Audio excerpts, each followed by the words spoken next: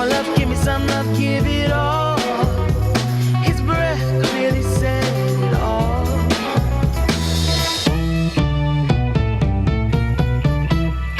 His car was parked behind the back door. Tuxedo black, El Camino 1969. Well, he said, give me some more love, give me some love, give it all. His filthy fingers said it all. Yeah. Give it all. Well, he said, give me some more love, give me some love, give it all. His lazy eyes said it all.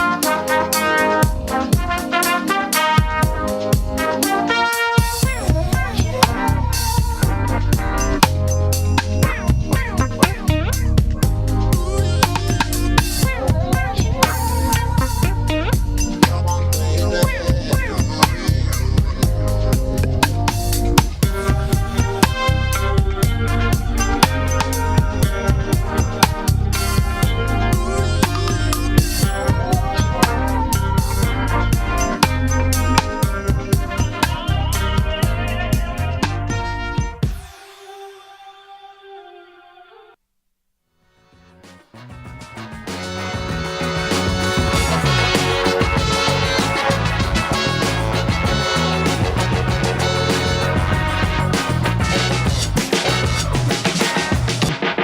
Benjamin Dixon Show is only possible with listener support.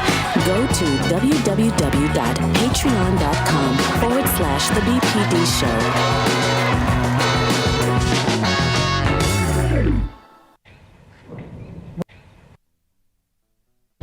His first car was destroyed.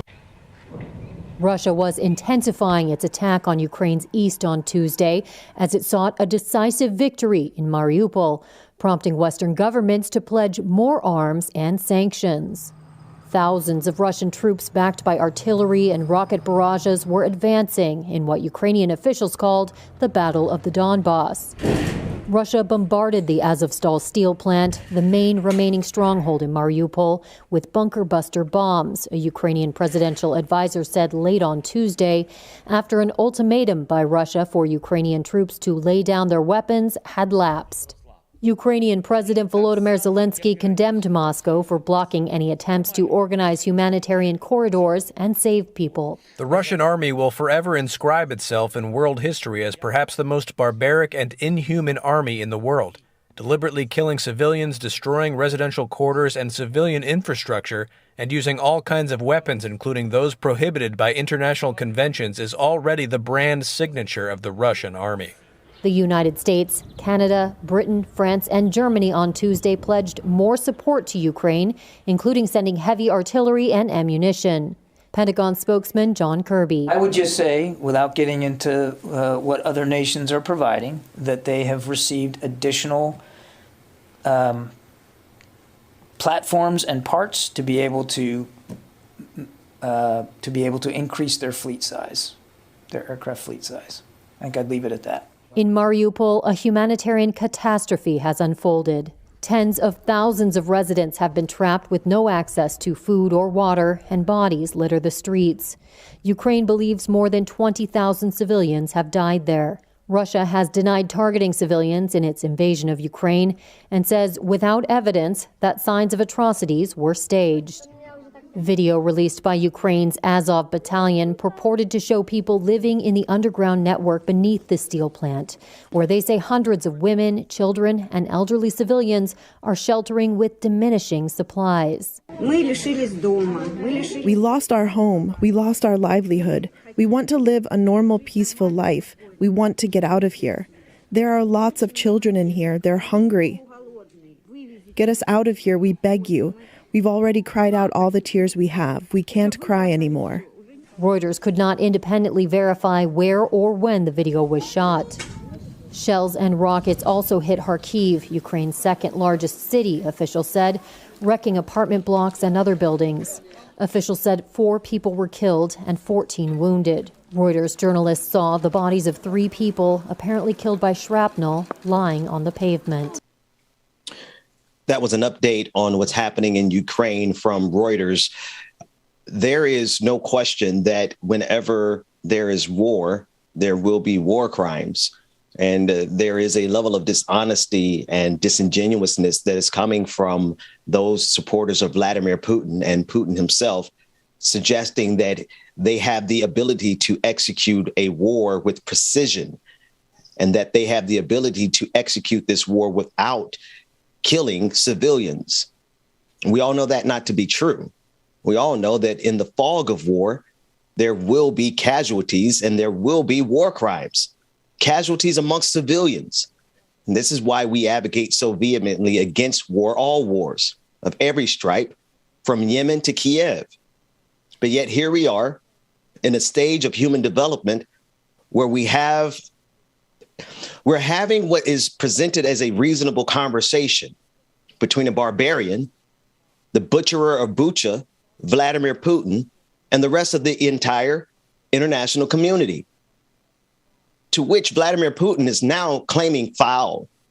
He's not pleased with the reaction from the international community, the rejection of all of Russia, quite honestly, because of his actions, the accountability. He wants to reject accountability He wants the rest of the world to continue to treat Russia as if they are not engaged in a bloody war that is causing and committing war crimes.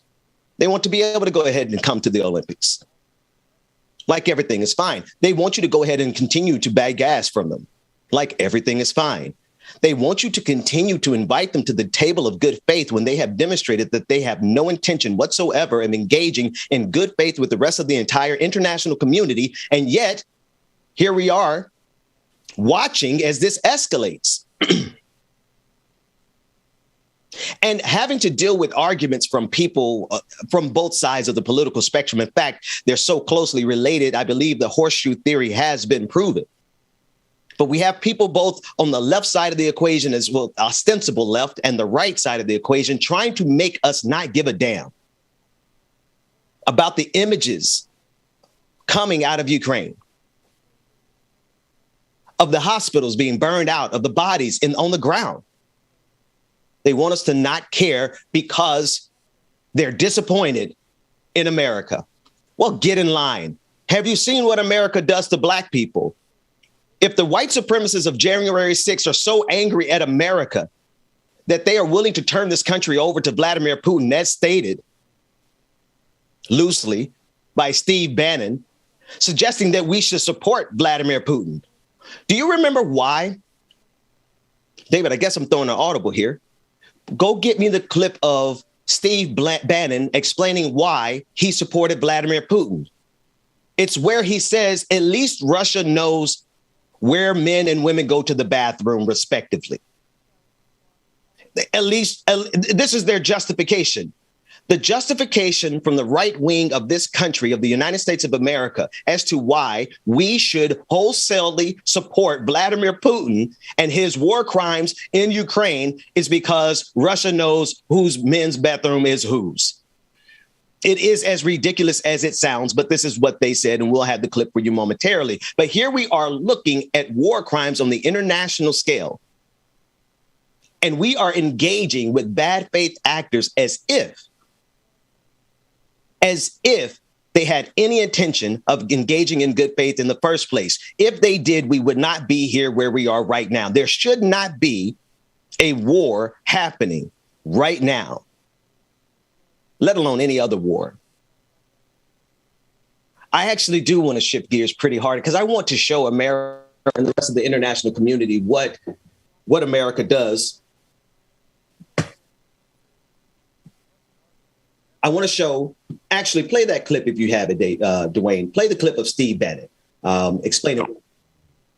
I'm getting ready. As we get that up, we'll get a chance to get that in. I want to shift gears.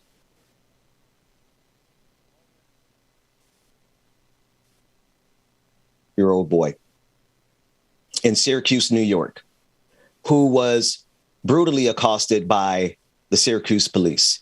The video has now gone extremely viral, and everyone has seen it with their own eyes.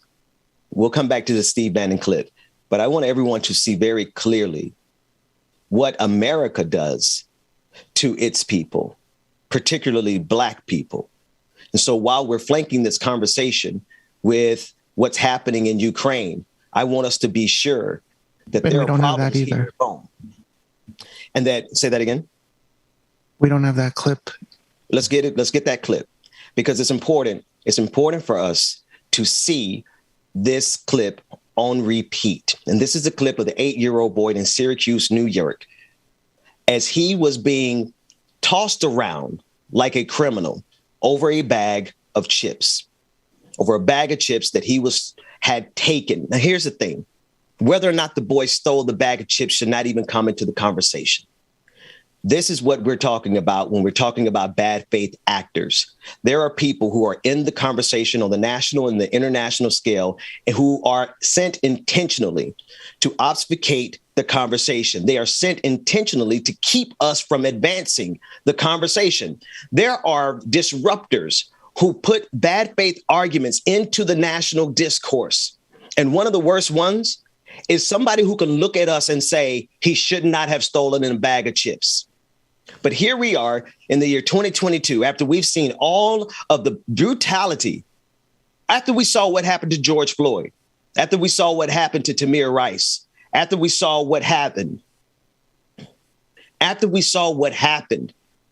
to every Philando Castile, the names as they're coming to us, we have seen it.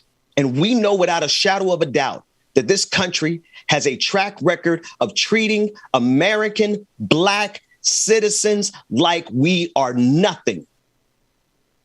And they're asking us to allow them to continue to do this to our children. Brother Carl Mack, I want to bring you into the conversation before we get to that video. We played it yesterday and it's very triggering, but I need us to play it again because I want to make sure that we keep in front of America and the entire international community exactly what it is that happens in this country on a daily basis. Good morning to you, brother. How are you? Oh, good morning, my brother. Listening to you, I and just, again, thinking about the 8-year-old boy, thinking about what's happening in Ukraine, all of these issues, Ben, there are very few times I'm just kind of speechless on something. And this issue of what is taking place, America damn near is as mad as Putin, especially when it comes to us. You know, I don't understand how you could be in that profession as a law enforcement officer. An 8-year-old child, I don't give a damn what he did, Ben. I don't care what he did. That's right. I don't understand how, if you are in law enforcement and you saw how polarizing, how chilling it was on May 25th, 2020, how this country came face to face with a cry that we as a people have been giving them since the advent of law enforcement. Because on that day, Ben, there was nobody that could be in denial about what we've been talking about. And now you are in that profession and you have a decision to make about, as you stated, you have a decision to make whether he stole or didn't steal. He's an 8-year-old child. You're trying to tell me this is the best that you could do in dealing with this situation is to just thug out on this child.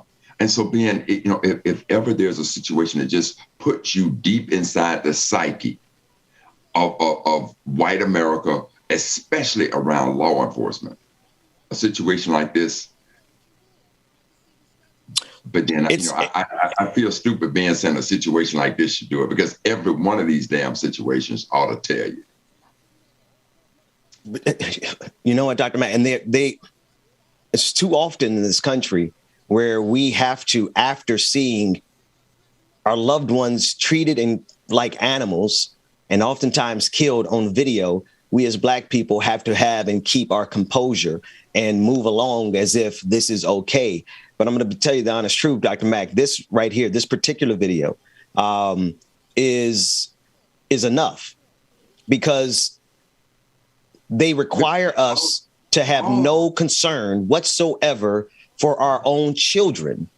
In order for us to turn an eye for this, to this, on this, away from this, in order for us to look away, we would have to have no regard for our children whatsoever. So I want to play this clip again, and I want to give a content warning. It has a lot of profanity, and it does show police violence against children. Take a look. What is y'all doing? What are y'all doing? What is y'all doing?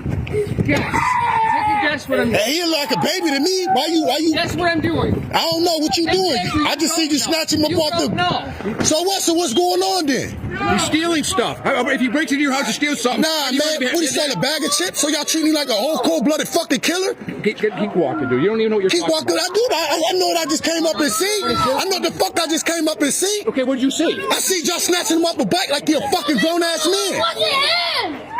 Ain't he saying it wasn't him? Fuck is y'all doing? Crazy. How old is he? 10 years old? Fuck is y'all talking about, man? That's against the law. Fuck is y'all doing? You cannot put that. What is y'all doing? Take the fucking chips. If he stole some chips, I'll pay for him. I'll pay for him. You don't even know where he lives. Higher end, you know. Y'all just throwing him in the fucking car. That's what they do. They come here. Fuck is y'all doing? Leave him alone. No camera. That's all we can do. He a kid. Now, the father of the 8-year-old has spoken out, obviously, stating that his son was mistreated by the police. And this is exactly what I was talking about, Dr. Mack. After we see our children be accosted by the police and so oftentimes killed by the police, we have to turn around and comport ourselves and do a press conference and keep our composure in the face of a country that has made it clear that it has no regard for the safety of our children. So Ben, let me just tell you exactly how this, what my thoughts are right now. So right now I feel like a punk ass. That's the way I feel. Because I'm not built to sit down and watch a videotape like this and then talk about it. That's right. I know what I was like when I was in them streets as a civil rights advocate. Ben, I'm not, so right now I'm feeling some kind of way about just sitting here watching it, talking about it. There's a part of, I know what I would have normally done, if I'm there. I just know how it is. So right now, I don't even want to say anything because I feel like that's right. Punk. I just feel that kind of way because trust and bleed. Me in my element, I'm gonna whoop somebody's monkey ass over this one. You trust and bleed that. It's just so I ain't shit else I got to say about that. I'm in my feelings right now. Dr. Mack, say less. I want to move now to the conversation about Marie Le Pen. And I do want to show the connectivity between all these stories, because a lot of times, Dr. Mack, things that happen there in the United States of America flies under the radar because, well, when we on the international stage, because of the complexity of what's happening on the international stage. But right now, we are faced with the resurgence of a right-wing fascistic movement across the entirety of this planet. We've seen it in Vladimir Putin without question. We saw it with the comeback of the rise, rather, of Donald Trump. And now we're seeing it with the comeback of Marie Le Pen. According to The Guardian, they are reporting that the televised debate between French President Emmanuel Macron, who has taken a hard stance against Vladimir Putin, and his far-right rival, Marie Le Pen, could determine the course of this weekend's election in France. On April 20th, the highly anticipated debate was screened live on television, radio, and online, and reports say that the debate's first clash occurred over salaries when Macron gets into the minutiae. But here's what I want to point out, the most important thing is, Emmanuel Macron only leads Marie Le Pen by 12 points, and there's 13% who are undecided. Here's why this matters. Dr. Mack, for those who don't even have any idea who Marie Le Pen is and care about French politics, she is another piece in the right-wing playbook, chess playbook of Vladimir Putin. And they are a part of this right-wing cabal, and they have no compunction whatsoever about their right-wing hardline fascism. They are very clear. And so is Marie Le Pen, which is why this is atrocious. For those people who aren't looking on the international stage, while we are seeing January 6th happen here domestically, while we are seeing the police state do what it does to Black people every single day, we are also seeing their allies, the allies of January 6ers, the allies of the people who are opposing critical race theory anywhere they see it, even in math books. The allies of that right-wing movement are winning and closing in the gap on the international stage. And it really is kind of a salt in an open wound for anyone who watches international politics. Dr. Mack, we saw Marie Le Pen defeated 4 years ago, and here we now see her coming back with the possibility of she was defeated and now coming back and getting this crown. This would be just like Donald Trump coming back in 2024. If we're not careful, we could see this happening here in the United States. Ben, and I'm going to put this way, and I certainly don't want every woman out there in the world to take issue with me about this. But there was a time in my life, up until this very, very moment with this woman, that I honestly believed that the world would be a much, much better and safer place if women ruled the world in politics and in business, because they just didn't appear to have that kind of nastiness that we as the male species does. And now I'm looking at this chick. I'm looking at this crazy ass woman here in this country. That's right. Give me Marjorie Neanderthal Green. Go ahead. So see, these two women have absolutely put the brakes. Now, women around the world, in general, I think you're brilliant. Now, I would just tell you, and I've said this to you before, my ex-wife, she ain't the smartest person I ever dated. My ex-wife is the smartest person I know. She, it ain't like she's just the smartest woman. The woman is brilliant. So I hold women in high regard. But I'm going to tell you something, members of the female species. These cruiser-eating heifers, they set it back in my mind. I'm just letting you know. These two ain't doing y'all no favor. Her and Marjorie Taylor. Now, if I was all of y'all, I'd be like, damn it, do you know that Brother Mac was on the verge of giving us world-renowned leadership? Oh, man. Two buffoons. And then think about that, though. And I hate to make light of what you're saying, but I'm just letting you inside my mind here, right? But think about it. How could somebody in the midst of watching what Putin is doing, how could you be undecided? How could you be? So when you talk about, and Ben, I will tell you this. Sometimes I'm thinking to myself, I think Ben might be going a little bit too far when he's thinking about right-wing world domination. Sometimes I think that, maybe Ben's just a little out there. The more I'm listening to you and I'm watching these pieces fall into place, the more dead on you are, my brother. So I want to thank you for enlightening me and showing me because you have been saying that, Ben, and I promise to you, I've kind of, I love you, black man. You thought I was losing it for a second there, didn't you? Just a little bit, Ben. Just like, damn, it's every day 420 for Ben. It's being celebrating every damn day. But the more I'm watching and these pieces fall into place, the more insightful I'm finding you to be. So, man, Brother Mac, I appreciate your honesty. And this is why I love this. I love talking with you because one thing we do is we tell each other the truth. We don't care where we are, even if we're on live. Right. And it's beautiful. I'm saying I got to believe that, maybe women want to say, oh, I didn't think Karl Mack was sexist. I'm not sexist. I'm just telling you, for you brilliant sisters out there, that's right. Y'all better galvanize and take these two wenches, and y'all better they not helping the cause. I'm telling you. Here's the thing I was going to say, Brother Mac.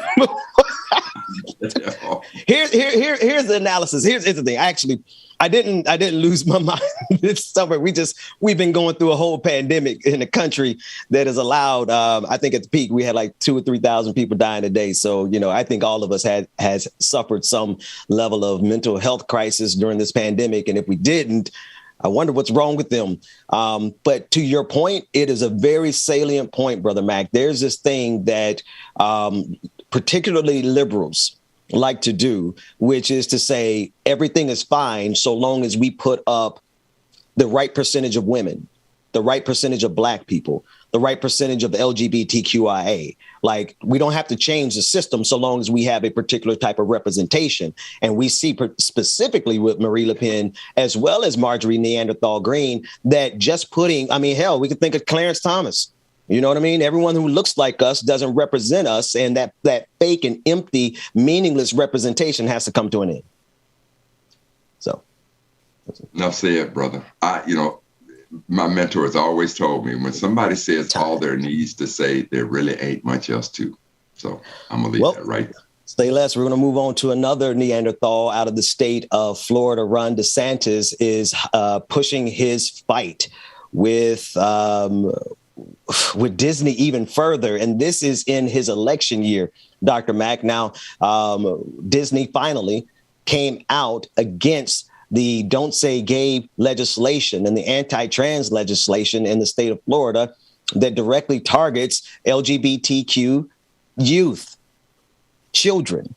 Disney finally, after the legislation had been signed into law, finally came out. So I don't want us to exonerate Disney or elevate Disney because they should have said something before it was signed into law. But now they've chosen their sides. And Ron DeSantis said that's too much. Even though Disney didn't say anything until after the law came into being. Ron DeSantis says that is entirely too much. And now he's trying to revoke their special privilege that they have in the state of Florida. He is picking this fight, Dr. Mack, during an election year. I'm not entirely sure if it was the smartest move, but considering Disney did nothing until the last second, maybe he doesn't expect Disney to actually do anything to fight back, which is why he's being cavalier. I'm not quite sure, but it doesn't seem like good politics to attack Disney in the heart of Florida during his reelection year. What do you think?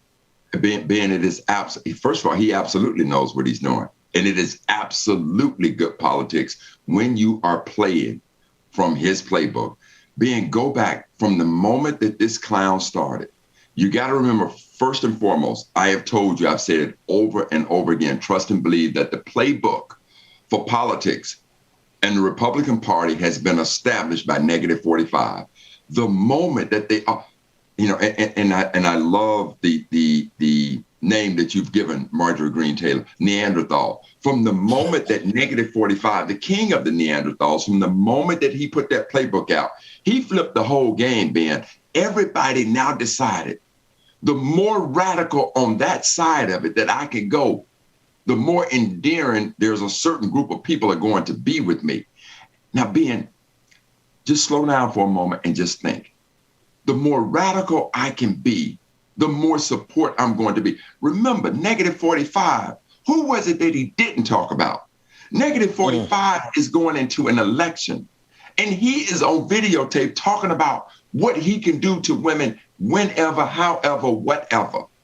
And through all of that, this fool gets elected. At that point, when he became negative 45, he just said whatever he wanted to say, That's right. Do whatever he wanted to do. To involve Russians in American politics, to now cause a riot, an insurrection against American democracy, and now there's still talk of him running again. Yeah. At this point, he didn't show you we could do whatever. So now take this down to Florida. And DeSantis has been saying, he's been acting for the longest that he wanted to be next in line to run for president. And he wants to appeal to negative 45's base. You can't be no more appealing than to go after Mickey Benny. Which has been an interesting partnership since the beginning, right? I want to get to that conversation in a minute because we have clips of Ron DeSantis making this declaration, but we also have a second clip of them protesting, these supporters, these negative 45 Donald Trump supporters that you speak of, protesting outside of Disney. I want us to run the first clip. This is Ron DeSantis escalating his war on Disney because of their disagreement. Let's take a listen. But I am announcing today that we are expanding the call of what they are going to be considering this week. And so, yes, they will be considering the congressional map, but they also will be considering termination of all special districts that were enacted in Florida prior to 1968. And that includes the Reedy Creek Improvement District. Now, that particular district is the district that is inclusive of Disney's special privilege that they have enjoyed for decades. Now, I don't personally care about that privilege. I'm not going to support a corporation's tax incentive, right? So I'm not going to get caught in that trap. But at the end of the day, what this does ultimately is creates that fury that you were talking about, Dr. Mack. Here's a clip of Donald Trump supporters outside of Disney saying that if you go to or support Disney, you are a pedophile. I shit you not. Let's take a listen in. If you do business with Disney, you support pedophiles. You support child molesters, groomers, creepy old people that prey on children, child porn freaks. We say no to all of them. We say no. No more. No more business with Disney. Go woke, go broke. You go woke, you go broke. Shame on all of you that go into Disney and give them your money. Shame. Shame on all of you. We love our wonderful Governor Ron DeSantis, who's protecting our children, who's protecting our future generation. Thank God DeSantis is alive, and he's fighting for Floridians and across the country. Yeah, you put your thumb down because you support pedophiles. You weirdos, you leftists, you Marxists and communists. You support that. You support pedophiles and groomers and child molesters and child porn freaks and weirdos. We say no But yet, Dr. Mack, these people don't say no to the violence that we just saw against that young 8-year-old black boy. They don't say anything about the violence that we see against black people all around this country, against brown people and black people all across the global South. We don't see them saying anything. Matter of fact, they're on the opposite side. They support Vladimir Putin in Ukraine, and they say nothing about the war in Yemen, where children are starving by the hundreds of thousands. Last year, 400,000. They estimated 400,000 people, children, starved in Yemen. I'm sorry. Go ahead, Dr. Mack. Help me remember this, Ben. I'm having a very senior moment now. There was a racial situation in this country during Negative 45's administration in Charlotte, I believe. Yeah, Charlottesville. Mm-hmm. What did Negative 45 say about that? He said there were good people on. I'm sorry. Go ahead. I thought that wasn't rhetorical. That's right. That's right. There are good people on both sides. So when you asked a question about what we would think or they would expect to say about what happened to that 8-year-old child, you absolutely know it. So, again, Ben, listen at what this man said. Our beloved Governor DeSantis. That's right. This is the base that he is playing to. And he could not take a more solid position in trying to appeal to that base than to go after Mickey and Minnie. This is exactly what he's doing. He knows what he's doing. But trust and believe this, Ben. I was in the state of Washington when the company that was founded in the state, anchored and rooted in the state, decided to move their world headquarters out of the state of Washington and move, I believe, to Chicago. That was the Boeing Airplane Company. That was, now granted that Boeing has hangars and they have a tremendous amount of facilities, so they couldn't uproot and just move everything. But the world headquarters, that was a blow to the city of Seattle. It was a blow to the state of Washington. Trust and believe, Ben, that if there was a place that had the kind of climate that maybe Florida has, and Disney could just uproot everything. If Disney took the same kind of approach that, say, Elon Musk did with California. Elon Musk said, you know what, California, I'm sick and tired of dealing with your Jerry Lewis nonsense. So I'm up out of here. And he took his business to Texas. And there were Lord. James, paid some.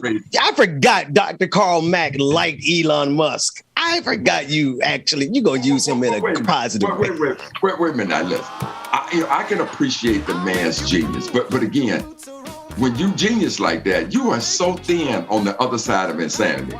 So, the things that I like, but look. Maybe that's what happened to me this summer, Dr. Mack. I'm sorry. Listen, I need you to hold that thought only because we're coming up on the break. Please hold that thought. Don't lose it. When we come back, we're going to be on the clock with Georgia Fort. DJ Exclusive is in the house. We will be back with more of the Benjamin Dixon Morning Show right after this break. I'm telling you right now, I'm holding out.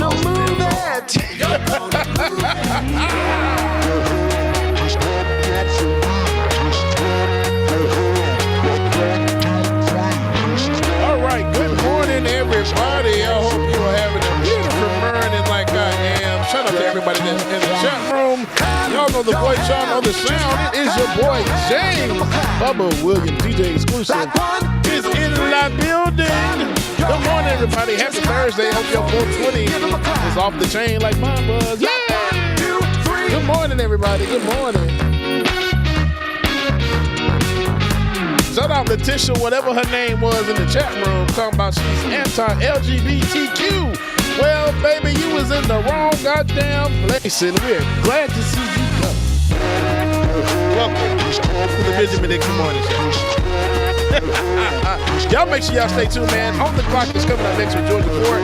You do not want to miss it. Good morning, everybody. Like 1, 2, 3. She thought this was. Kareem, good morning. Roller Dragon. Shout out to Roller Dragon. Latif, what's going on? Tiger. Hey, y'all. Walker, Brendan Johnson. Cosmo, good morning, y'all. Al Booker, Esther Brochen, good morning. Boondocks Dragon, good morning to you. Hey, Miss Sophia. I see you. Good morning. KFZ, good morning to you. Purposes manifested. Good morning. Moon Meat, good morning. Carly Wynn, good morning. Stack Panther, what's going on?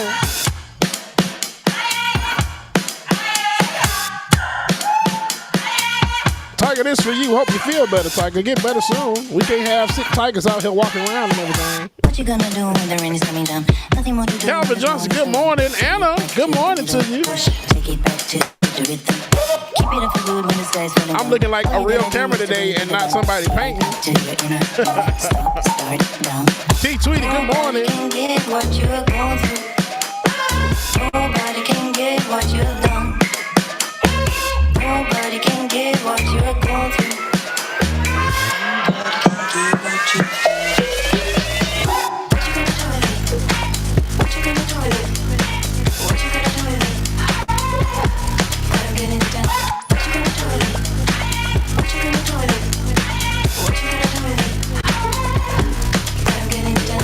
Everything I'm never falling down. Shovel up the dirt, I'm taking shit from them. Bring it back to the middle. Take it back to the rhythm. Bringing up the bell for the falling of the sun. Shifting, get in front of the beating of the drum. Lead it up to the inner mode. Stop, start, down. Nobody can get what you're going through. Nobody can get what you've done. Nobody can get what you're going through. Dwayne, what do you call a cow in an earthquake? A milkshake. Ah!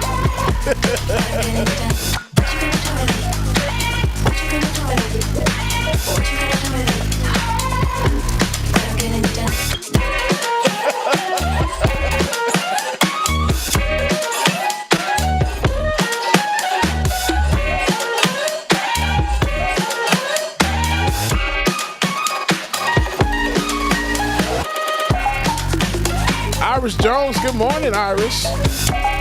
Y'all, today I saw someone waving and I wasn't sure whether they were waving at me or at someone behind me. In other news, I was fired from my lifeguard job.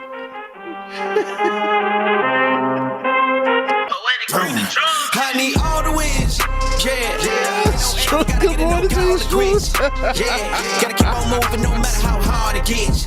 Yeah. Better move out the way cause I'm coming with harder hits. My head is as hard as a brick, but I'm harder than all of this. You better move, you might get shout out to Mama and Daddy. I think Mama's at work this morning, so shout out to Mama. You better move, you might get shout out Tiger, thank you for the super chat. Says, Bubba, you'll always be our Renaissance painting. Thank you, Tiger. That's how I get it. Success ain't no giving. Some days I don't eat, I don't sleep. When I'm focused, I'm dangerous. Down, wonder when I'm anxious. Ain't no limit till I tank. I'm running on fumes. The opposition don't amaze. The roads racing through the pavement. Get your hands out of my bag. I know that's because I've been in it. I don't need to brag. Guess that's what happens when you taking care of your business. Elizabeth Lawson, good morning. Y'all stay tuned, man. On the clock. It's starting momentarily. You don't want to miss it. Everybody's in the building. Y'all stay tuned. Watch out, get ahead. Watch out. Dragon Dan, good morning. Tracy Jones, good morning to you. Watch out, get away. I don't think they really want to come. I guess the one that got a bigger one up in the grenade. I ain't never been there when you think you can pay. I'm a line, but the one up on the cage. I need all right, y'all. Y'all know what time it is. It is time to get it. So we are on the clock. Good morning, everybody.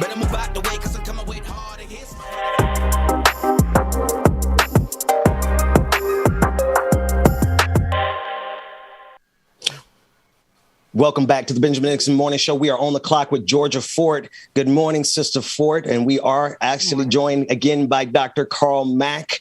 Brother Mack, it's good to have you back. You had some thoughts. I know you said you were having a senior moment before we left, but I didn't want you to get out of here before you got a chance to finish your thoughts on both Elon Musk as well as what you were discussing behind the scenes on break. Yeah. Good morning, Sister Fort. How are you? Good morning. I'm well, and yourself? Good. Thank you. I was just trying to capsulize just all of it. And so this is what that is come to mind with me. Let us remember that Ukraine at one time had the third largest stockpile of nuclear weapons in the world. And Ukraine agreed to give those nuclear weapons up for the sake of, quote, world peace. Now that they've given them up, we've watched this monster known as Vladimir Putin invade their country. I am without doubt that if Ukraine still had their nuclear weapons, Putin would not be doing what he's doing. And that's so right. Now think about the violence that we are now seeing in America. America is one of the most violent nations internally in the world, but one could say externally as well, because let us not forget, this is the only nation in the world that has ever dropped a nuclear bomb on another country. So I am of the mindset that this is, if I'm Ukraine, if I'm any other nation, you can never talk to me about giving up my nuclear weapons and now having you to say to me, well, Carl, look, just give them up, because if anything happens, we got your back. Because that is what the world said to Ukraine, and they didn't do it.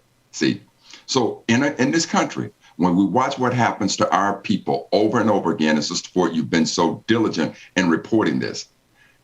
What happens when we take a playbook from the Black Panthers and say, you know what, it's about damn time we start arming ourselves. Right. And when these thug-ass pigs come into our community, and now you want to mess with our children, you want to mess with our women, okay, come on. You want to open war inside this nation, here it is. So I got to just leave it alone, because I'm looking at Ukraine and I'm thinking about the same thing. When we left Afghanistan, we told those people when we came in, for those of you, if you would help us, we got your back.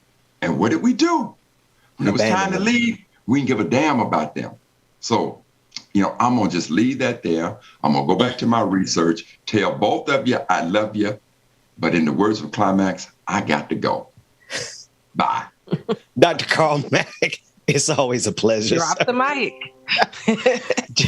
Georgia Ford, we're on your time here. How you doing this morning, sis? Yeah, I am doing well. Here in Minneapolis, we are, on a lighter note, acknowledging our icon, Prince. He passed away 6 years ago today.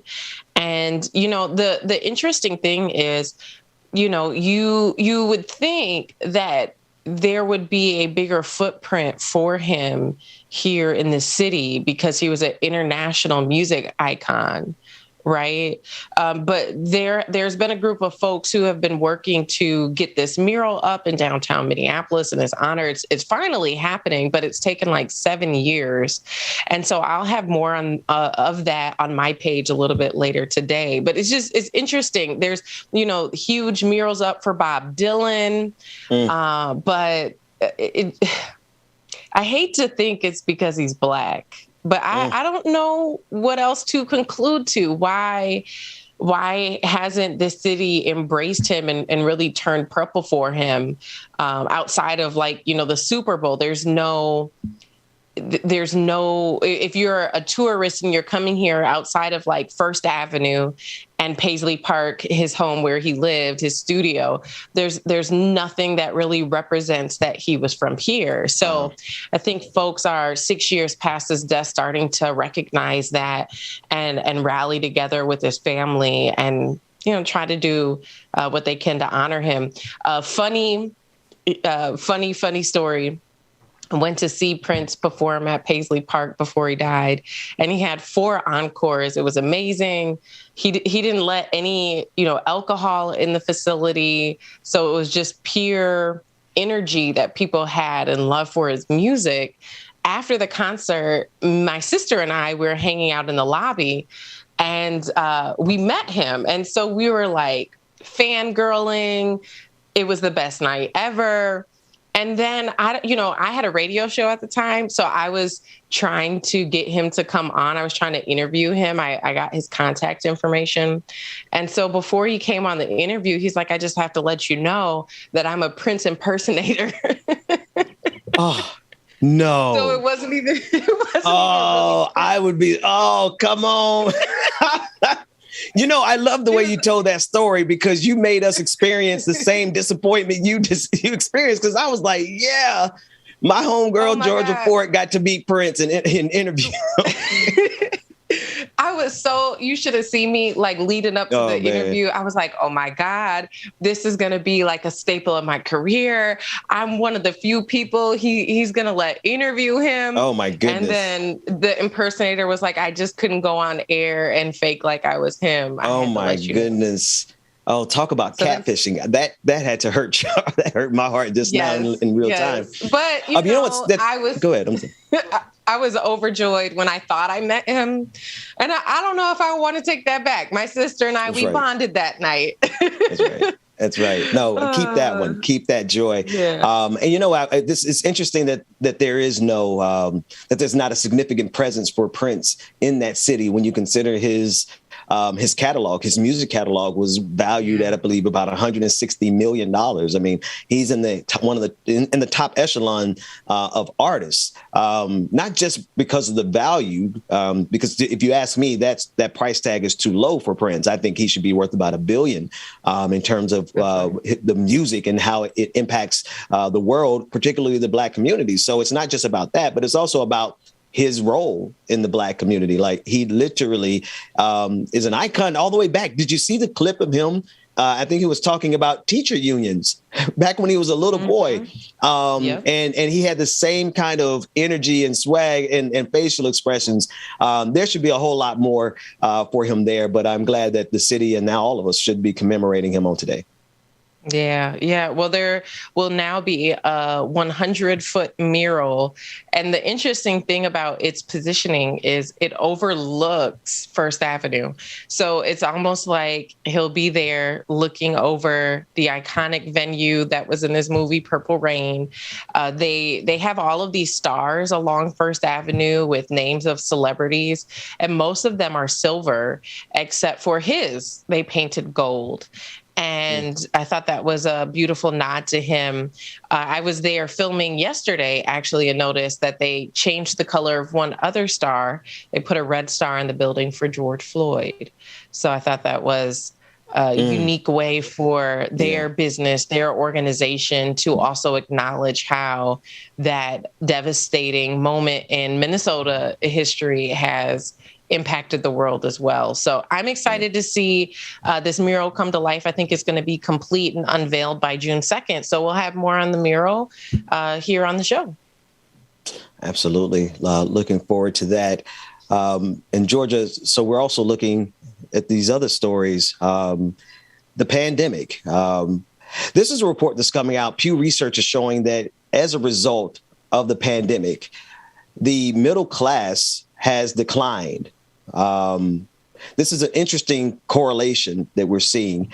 Research suggests that the pandemic has accelerated. The decline of the American middle class has also accelerated. And I know this was one of the conversations we were discussing, that we wanted to talk about this with the audience and get some caller feedback. What are your thoughts? I mean, there's a lot of details to this research, but it really does seem like this is yet another way that the middle class is just taking a blow. Just every 5 years or so, we're just hit with the pandemic, with the recession. Like, we are millennials, and if you're just now in your 40s, you've lived through several economic crises, you've lived through several wars, and now you're living through a pandemic. So it kind of makes sense that this is yet another blow to working families who are living paycheck to paycheck already. Yeah, I think it's declined from 61% to about 50%. And, you know, when you think about that, that percentage just seems like, oh, well, that's not that much. But when you think about the millions of people who are embodied in those statistics. Yes. I mean, we're seeing the tents on the screen. That's why we're seeing these tent cities everywhere across the nation. It's not a problem that's exclusive to one city. And so while those who are not affected by this can look at those situations with judgment, with their nose up in the air, and say, oh, there's better options, you don't know until you know. You don't understand until it hits you. America thought it was a win that our minimum wage was increasing to $15 an hour. But how is that a win when gas has skyrocketed, when the cost of milk and eggs has skyrocketed, when even the cost of fast food, which used to be the safe haven for the poor, they could go and they could get a cheeseburger from McDonald's for 99 cents, $1.07 after tax. That's not the case anymore. Prices are going up and up and up. So yes, while, these CEOs have had to succumb to legislation that says, okay, the minimum wage has to be 15, they're like, okay, well, then we're just going to charge more. And I know that it's not just that simple. Obviously, there's been issues with supply chain issues that have caused some of the prices to go up. The cost of fuel and the delivery of a lot of these products has caused the prices to go up. But at the end of the day, Ben, the fallback for these corporations is always to put the cost on the consumer. That's right. That's right. So when you have corporations that are making millions and millions and millions, instead of them absorbing the cost increase and giving Americans a break, giving a little wiggle room for the middle class, they're saying, no, you're going to foot the bill. And right. We don't care how it impacts your end of the month bottom line. We care how it affects our end of the year bottom line. Absolutely. Without a shadow of a doubt, Sister Ford, these companies absolutely pass these costs on. But here's the thing. They've been passing these costs on even before minimum wage was. And in fact, I just to be sure, we're still fighting to get $15 in some states. In most states, there's only a few victories. And so they are preemptively, as a scare tactic, raising prices when their profits are at records unseen. I just want to make sure people understand, when you have a money over everything attitude, you could have all the money in the world like these corporations. These corporations have profits like no one has ever seen in the history of this planet.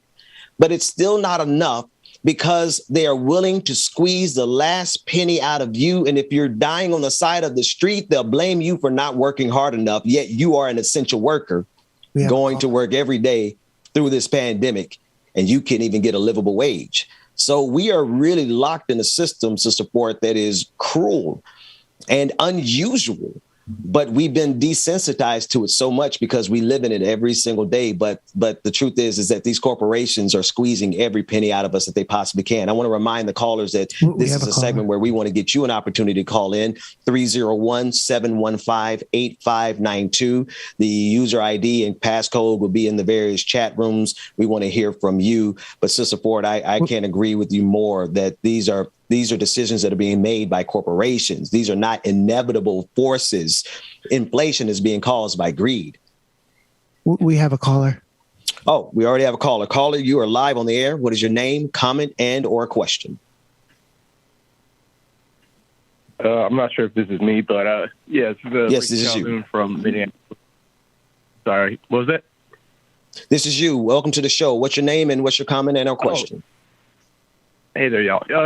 So my name's Ricky Calhoun. I live in Minneapolis, Minnesota. Basically, like what we've been seeing around here is the tear down of pretty much every homeless encampment. They have done some like pilot programs, like turning the Kmart down the street from my apartment into like some housing for homeless, but they've been mainly pilot programs.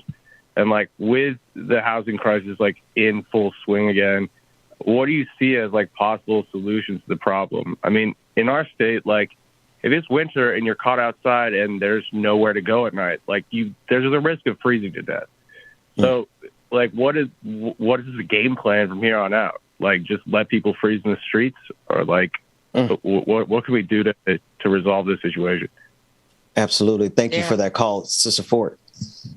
Yeah, I mean, I think it's a great question. And I think it's a question that I have asked a lot of city officials here in St. Paul and Minneapolis as I've gone out and streamed a lot of the encampment evictions. And the reason why I would go out and stream those moments is because a lot of people are in denial or have no idea that this is happening. Mainstream media doesn't cover it. And so it's important that people see what is happening to one of the most vulnerable populations in our community, the way that they're treated, the way that the few belongings they do own are discarded, the way that city officials say, oh, we're providing temporary shelter and storage, yet and still you see everything of these people's thrown away. So, put yourself in the shoes of someone who's homeless. If someone offered you to put your belongings in storage for free, wouldn't you put it in storage? So there's these contradictions between what city officials say they're doing and what you actually go and observe with your own eyes. That just doesn't make sense to their narrative. And so to the caller's question, what is the solution? I can't say I fully 100% know what the solution is, but I have been trying to hold the people accountable who are in a position to bring forth a solution, or who are in a position to not throw the homeless people's things away. In some regard, I will say that the exposure of their treatment to homeless people did result in them doing things different. In Minneapolis, the exposure of the treatment of homeless people actually caused MPD and the city of Minneapolis to take a different approach. The last homeless encampment that we just saw evicted yesterday, there was a perimeter. But before anybody had knowledge of what was happening, there was a perimeter established well outside of the encampment by police so that no one could get in. So not even journalists. Press were denied access to go in and to talk to residents of that encampment and ask them how they were being treated, if they were getting resources, if they were being provided transportation to, somewhere safe. So this is an ongoing thing. I will say, though, that I think that each one of us does have a way that we can get involved and we can support a solution. Call your city councilor. Call the person who represents you in the Senate. The caller mentioned an empty building. Think about the business owners who aren't using their buildings. Call them. We obviously, if people are homeless, I don't think they're in a position to figure out this system and find these resources for themselves. And so we see a lot of volunteers here, people getting involved, people helping, people making phone calls, people providing transportation. It really just depends on how involved you want to get. But at this point, we've realized, like, the city they're not addressing it. Some of the shelters are full, or some of the shelters have rules and regulations that are not accessible for non-traditional lifestyles. And we need to set the judgment aside and start making accommodations for people who live alternatively. You know what? I think I love what you were saying, Georgia. I know we have another caller. Before we get to that caller, I just want to say this. I think the question of the hour is always, who are we willing to be cruel to? Or who are we willing to allow this system to be cruel to? Because we've seen that cruelty in the form of how we treat the homeless, particularly the marginalized, the LGBTQIA homeless community. If we're willing to be cruel to anybody, then we're going to see that cruelty come out, like we saw in New York with Mayor Adams, clearing out those encampments. Next caller, you are live on the air. What is your name, comment, and or question? This is Eve, calling from Richmond, Virginia. Is this me? That's you. You have the floor. Okay. All right. So a couple things, rapid fire. Number one, this Sunday, Bernie Sanders is going to have a rally in Richmond, Virginia. There have been a number of Starbucks that are unionized here. So now this is the most Starbucks unionized city in the United States. That's just for anybody in the Richmond area if you're interested. Number two, this one's for DJ exclusives. I'm not sure how big Prince's footprint could be. Dude was only like 5'2". But listen, the man's a legend. Sorry. The man's a legend. I love him to death. Purple Rain, top 5 songs of all time. But I just had to say it. Number three, this was Professor Mack earlier was discussing Russia and this sort of thing and discussing human rights issues. Or was it you, Ben, who brought up Steve Bannon? I forget. Yeah, we had that in the first hour.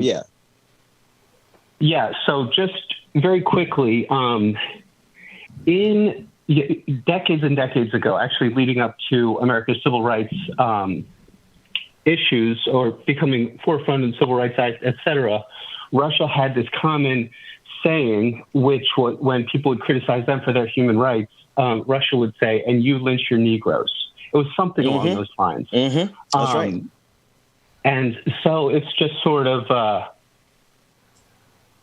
this is just to echo or to yes and what Professor Mack was saying, that, you know, we really need to make sure that we are taking a very long, hard look at ourselves. And, you know, as Professor Ford said, you know, a minute ago in terms of George Floyd, you know, if we are really going to hold ourselves to a high moral standard and be able to, with any sort of feet on the ground, can we discuss human rights abuses or this sort of thing without acknowledging that babies, I mean, my son is not 8 years old, but, you know, if he ended up taking some candy or a bag of chips, you know, that the punishment would not just be give it back or here's some financial recompense, but instead having him thrown into the back of an SUV is just utterly horrifying. It's appalling. Anyway, it's appalling. Yeah, that Listen, was rapid. I want to thank you all over the place. No, you actually weren't. I was going to just thank you for having those enumerated the way that you did and getting through all of them. It was a brilliant call, but we have to hold it there. We got to go to a break. Georgia Fort, it is always a pleasure to have you in our presence. We yield the floor to you, and we love it when you're here. Thank you so much. We'll see you next time. Absolutely. Prince was really short. Prince is really short. We'll be back with more of the Benjamin Dixon Morning Show. Like it or not, it's coming up next. DJ exclusive. It's in your hands, brother. So am I. God. Ben and Prince probably about the same height, y'all. Anyway, y'all make sure y'all stay tuned. We got more coming up next here on the Benjamin Dixon Morning Show. Like it or not, it's going down. Stay tuned. Good morning, everybody. We might have to start that one over. Flow so sick, it's hazardous.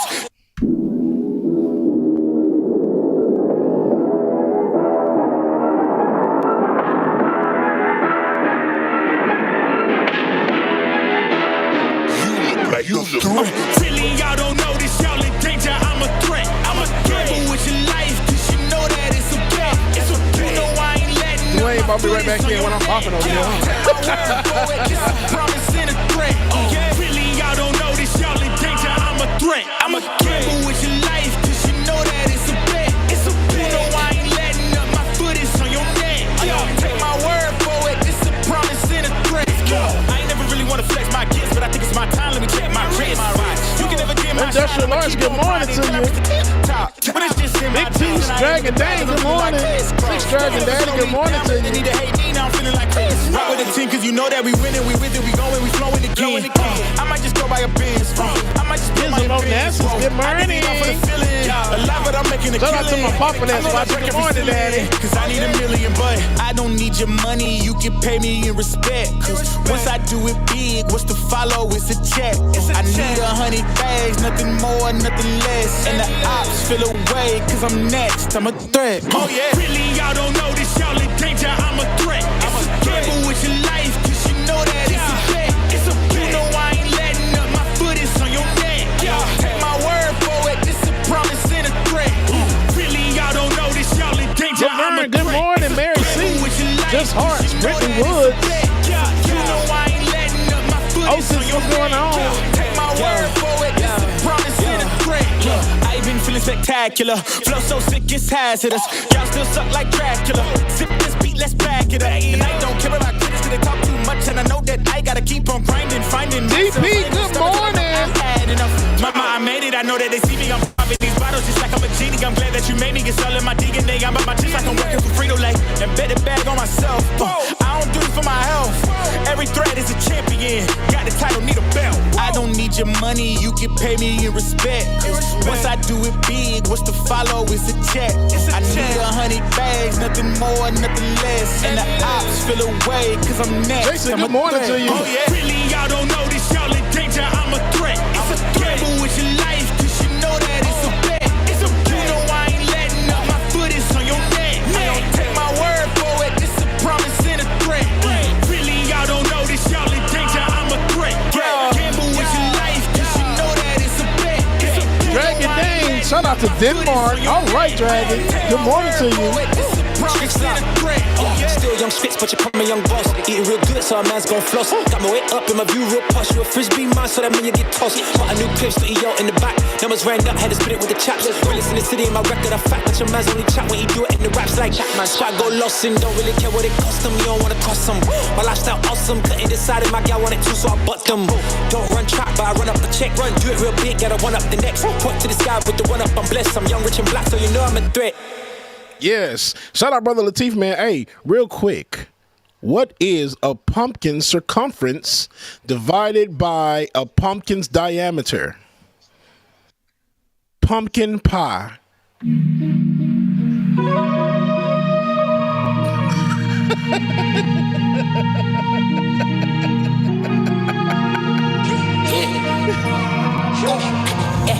time, no man now.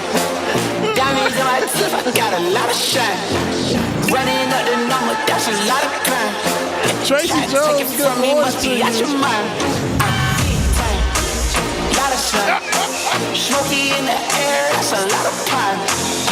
Just running over with the dollar sign. I plan to start practicing my circumcision skills on volunteer soon.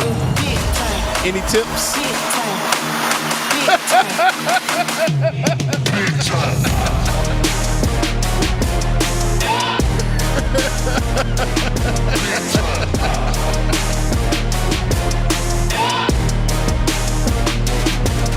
I mean, if you have not already, don't forget patreon.com/like-it-or-not. Patreon.com/the BPD show. Y'all go ahead and make sure that you join, man. Increase the pledge. We got some great stuff coming up that you do not want to miss. So please get ready. One thing I'm going to put onto your ear right now is karaoke night. It's going down. So just be ready. So make sure that you got all that stuff. Patreon.com/like-it-or-not. Patreon.com/the BPD show. And I'll make sure I hit y'all up ahead of time so y'all can be ready for karaoke, man. Hey! And did you know that Bruce Lee had a brother who was faster than him? Way faster. Suddenly.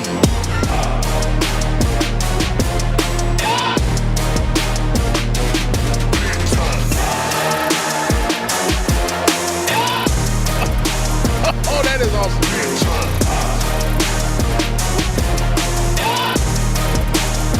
All right, y'all. You know what time it is. Roll the Dragon just called it out. That is funny, Roller Dragon. I do not like you. Bubba the Butcher. Yes. Industrial Arts. Get your coffee, your tea, drink whatever it is you need. It's time for Like It or Not, y'all. 9 a.m. to 10:30, yeah. Like It or Not is on your channel, yeah. Politics and culture is we change scan like we're supposed to, yeah. Interviews and all the news, we get to choose what gets the views. Like It or Not with Queen Azor, it's starting now, so stick around. Like it or not, it's going down. Like it or not, y'all stick around. Oh, Rebecca Azor is coming through. You know she got a good story for you. Oh, Benjamin, that's my dog. This is his show. He's a politics pro. I am your DJ. Dwayne. DJ is clear. How did the doctor cure the invisible man? Know who I am. He took him to the Stay dropping them jams. Like it or not, it's going down. Like it or not, y'all stick around. Oh, like it or not, Out the World State Secrets. it's starting now. I was towards Like it or not, It's about to go down. Like It or Not with Benjamin Dixon starts now.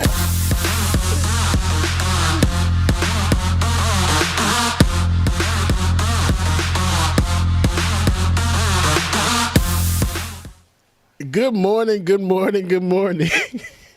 Hot treat. Good morning and welcome to Like It or Not, where we're free to tell dad jokes and not care who don't like them. I actually like that last one, James. I'm not going to lie. Hot treason. He said, how did the WHO kill the invisible man? How did the doctor kill the invisible man? How did he cure the invisible man? Yeah, He took him to the ice. That's high quality dad jokery right there, man. It is today. What is today's day? Yeah, let me get back on focus. It is Thursday, April 21st, 2022. Welcome to Like It or Not. Rebecca Azor will be joining us momentarily. DJ Exclusive, you've been holding it down, man. I hear we got karaoke coming up. We got patron parties coming up. We got dad jokes. We got international relations. We got philosophy. We got a lot going on over here on this channel. A lot.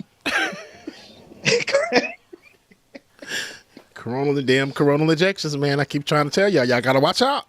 That's what we theorize. That's what happened to my internet yesterday. In the entire area, there was like no internet, and the guy said it was those coronal ejections. That's a very difficult phrase. Do not try to say that more than 3 times fast, especially around family. I want to jump into this first story.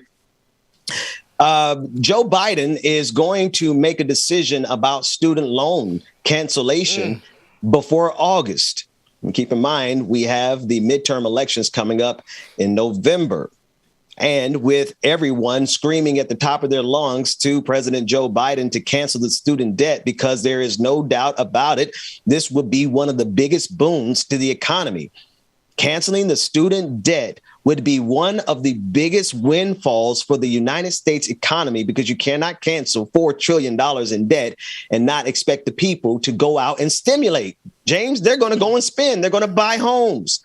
They're going to, be able to afford to send their children to school now, right? This money is going to circulate right back into the economy. And so Joe Biden is going to make his decision in August. I don't think, or let me ask it as a question, because, I say stuff, I think I get my head chopped off. Do you think he's dumb enough to say I'm not going to cancel the debt in August? I just don't think he's going to do that. I just don't think that's the decision he's. Yes. He already got out there and said that he wasn't going to do it already, like last year. So, James, it is something stupid that he would do. But this is, I hear a voice. As a white guy. I got to step in as a career politician. Yes. No way he's going to do that. who insists he's going to run for a second term. Right. Where's the logic, if there is any at all, to do that right before a midterm election? Which, here's an option. Now, I don't expect him to actually cancel the debt. I think that they are trying to buy some time to figure out how the private investors who get profit off of student debt can still get those profits while holding this suspension status. In other words, right now, he keeps putting a hold on our repayments. We had a hold throughout the entire pandemic, 2 full years, right? And then they try to come and collect the debt. And I told Sally Mae to kiss, where she could go. But now they're starting to call again. They're starting to, don't ask me how I know, but they're calling Americans again. And so he's going to put another hold on it, or he has put another hold on it. Yeah. The only other option is for him to put a third and final hold where he holds these loans. We don't have to ever repay them. But somehow or another, they're going to make sure that the people who have investments in student loans, those people who get checks out of this, those people who profit off of education, I guarantee you they're going to keep making that money somehow or another. So I'm curious how this is going to play out. Yeah, I really think that what they'll probably do, Ben, is do it some way where college now is probably about to be expensive as hell, expensive AF, just to counter what he's done with this student debt. So I think we'll probably see a rise in college costs. But yeah, he did call for another pause on it because I'm one of the ones that paused. So it's funny. I think it interacts around the same time because I think he called for it for the end of September. He either pushed it back to October or September. August or September. So it works out perfectly that, he's going to make that decision at the end. But here's my question though. Which loans are you canceling? You just canceling the federal student debt? Are you going to get Sally Mae and all of them? Because if you are, man, yeah, go and get Sally because Sally been on my ass for a long time. James, I just, man, that was a dope, man. We got a DJ who know how to make everybody twerk and also give the dope ass analysis, man. That was some fire ass analysis. You right? Let's just get to the core of it, bro. Like at the end of the day, I'm gonna say less because you said it all right there. I want to shift to the next story and see what you think about this, man. Well, actually, I want to give one more detail. Jen Psaki said earlier this month that Biden has not ruled out the idea of using his executive authority to forgive student debt. Now, here's the thing, David. I just want to tie in what you were saying because I don't want to leave that out.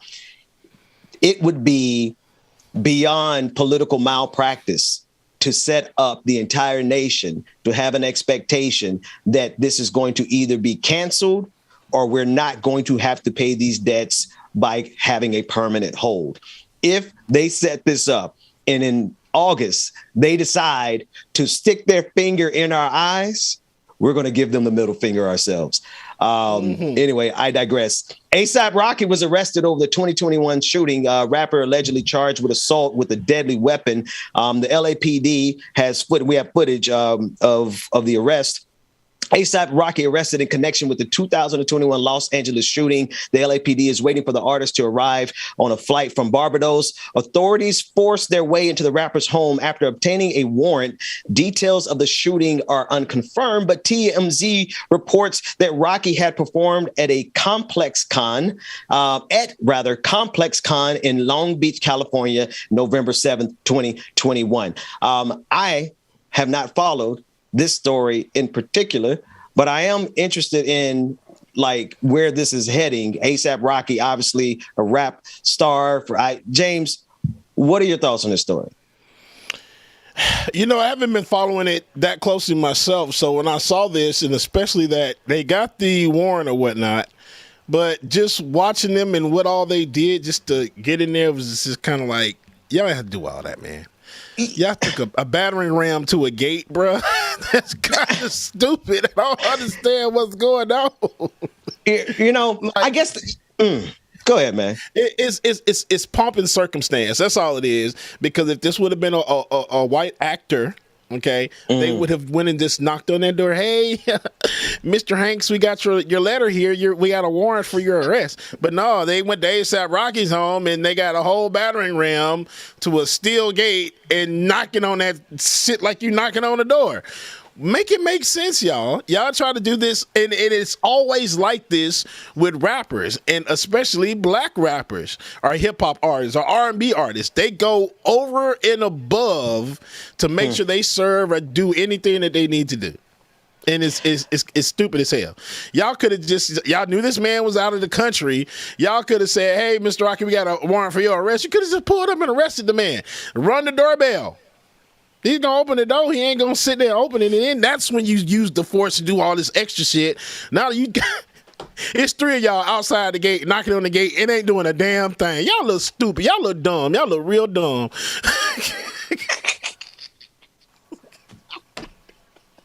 You are so stupid. We have someone. We have someone coming on to the show. Okay. Hey, all right. Sorry, I missed that. No, let's move. We are ready. Here we go. We are ready for our sister from another mister. Rebecca Azor is here. Let's bring her into the conversation. Rebecca, good morning to you, Queen Azor. Good coming morning. in looking like a queen that she is. Okay, coming in with the crown high, the earrings on, and giving body wise up top like, hello, I am Queen Rebecca Azor. Thank you, Bubba. Thank you so much. Good morning. Yeah, you know, when your braids get old, I put this on Twitter. When your braids get old, that's when you feel like you want to style it. Like, because you can't wear it down. You know, you see these edges. This is the best I could do to slick my babies down because, baby, all in between. When you natural and got braids, all in between, you know, it's just a fro and then the braid. So that's where I'm at with it now. That's when you have to start styling. But good morning, and how are you guys doing? Good morning. Doing good. Good to see you. I feel like I haven't seen you in a while. You haven't seen me in a while. Even yesterday was a blur to me on the show. Yeah. There was a lot happening for us to get the show together yesterday. But I am here today, Tad. But I am here this morning, and I'm happy to be here. That's good. Can I share something with you real quick? I had occasion to, I came to Atlanta last week, and I didn't tell y'all because I was in and out of town. So now I might as well just put that out there now. But I went to Atlanta and something beautiful. I was sitting with one of my wife's sorority sister. It was my wife and the sorority sister. And she was like, I just love that Rebecca Azor. She's an older lady, and she's, you know, I mean, she's just so, she was like, she just keeps it real. She was like, but she's like, but she's so honest. She just be like, you know, she'd be telling her job where they could take it. And I'm like, I'm going to tell her this because she was just glowing, and you never really know how many people are actually just impacted by your joy, Rebecca. But I haven't seen you since I got back in town. I wanted to make sure you heard that. Oh, well, thank you. I really and Ben, I knew you were here. I think Rebecca probably knew you was here too. We saw your Instagram post. I'm like, this ninja in Atlanta. You know what? Seen it, and I kept moving. I was in and out, though. I was in and out. This how people be for real. They just be out here like, you know, he didn't even hit us with, I'm in your.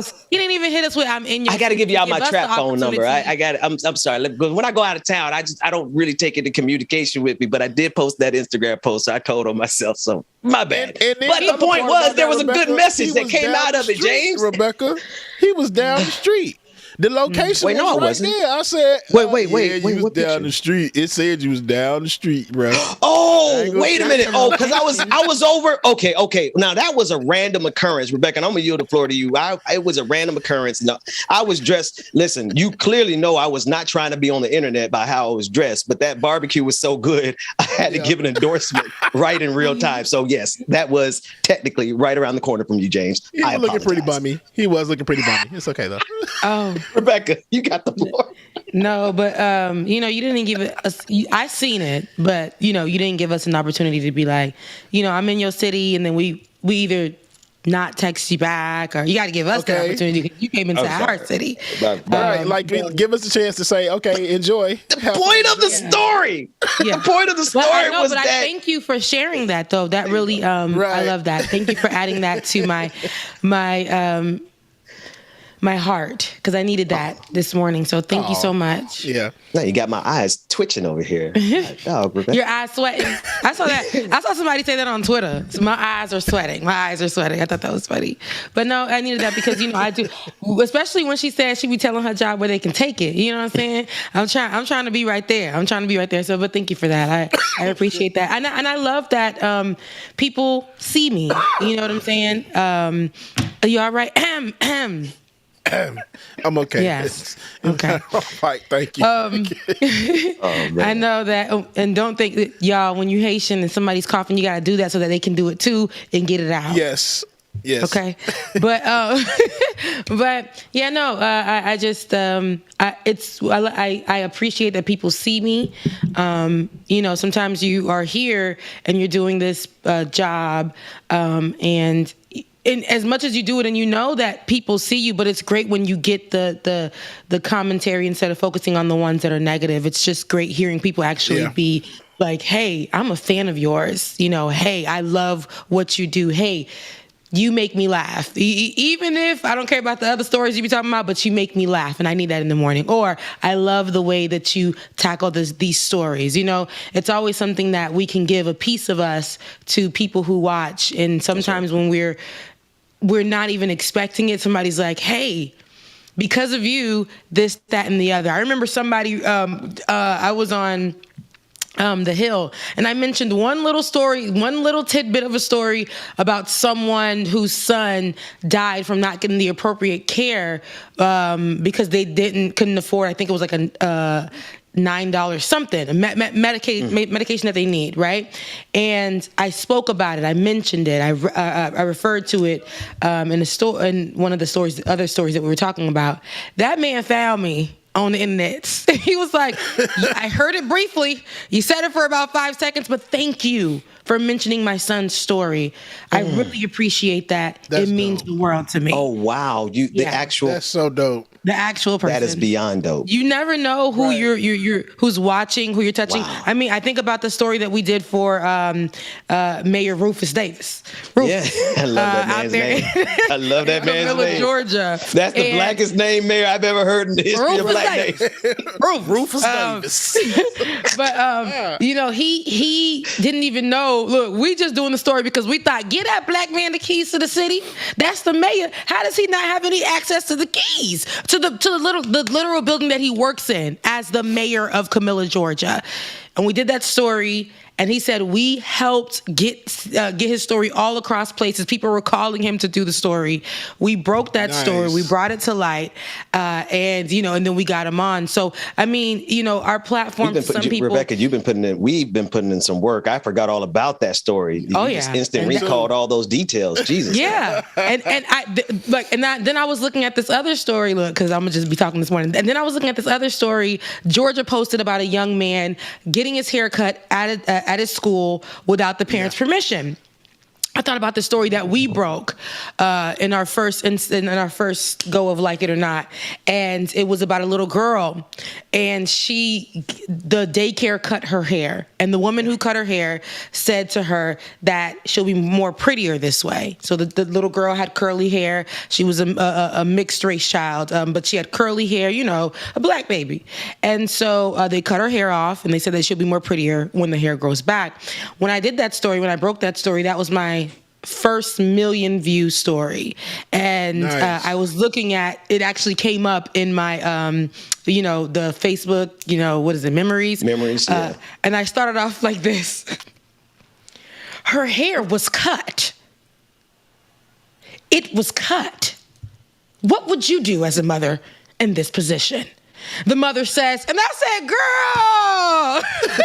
girl. You used to get on me about my broadcasting style, Rebecca. You have the broadcastiest voice when you want to. I do. Florida A&M taught me that, but it was my fingernail because nail still was done. It was me saying, it was cut.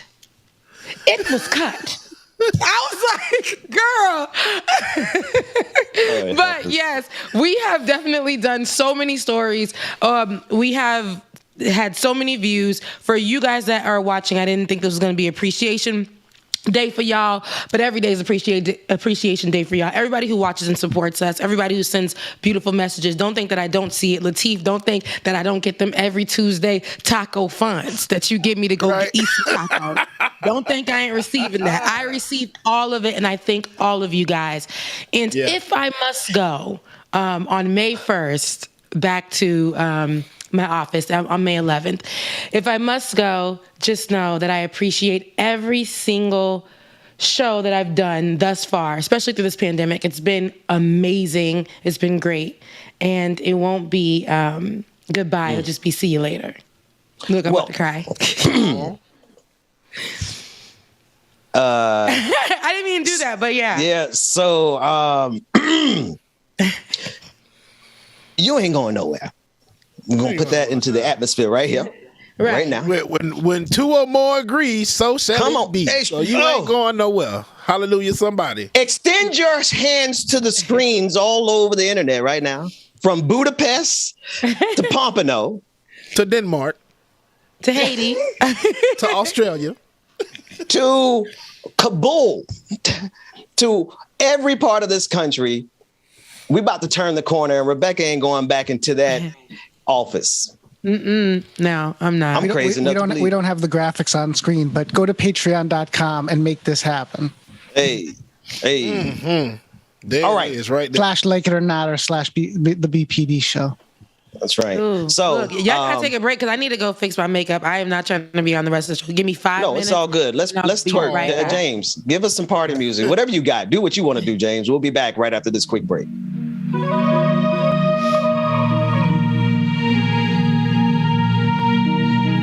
Y'all make sure y'all stay tuned, man. Oh, Rebecca. Oh. Big time. Number 9. Diamonds in my teeth, I got a lot of shine. Running up the number, that's a lot of crime. Shout out Malia. Malia, we appreciate you. Malia probably one of our youngest viewers. She be watching every morning. That's a lot of crime. Pockets running over with the dollar sign. Try to take it from me. Yeah.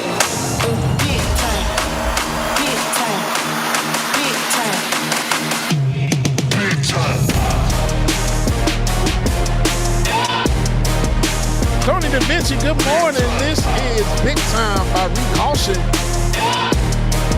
Shout out Miss Sophia. I love you, Miss Sophia. Thank you so much.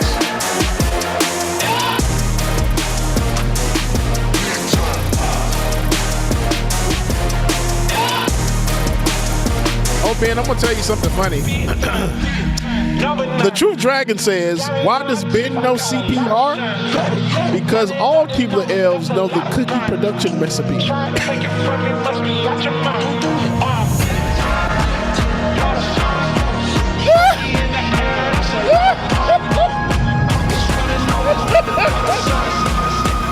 I'm weak.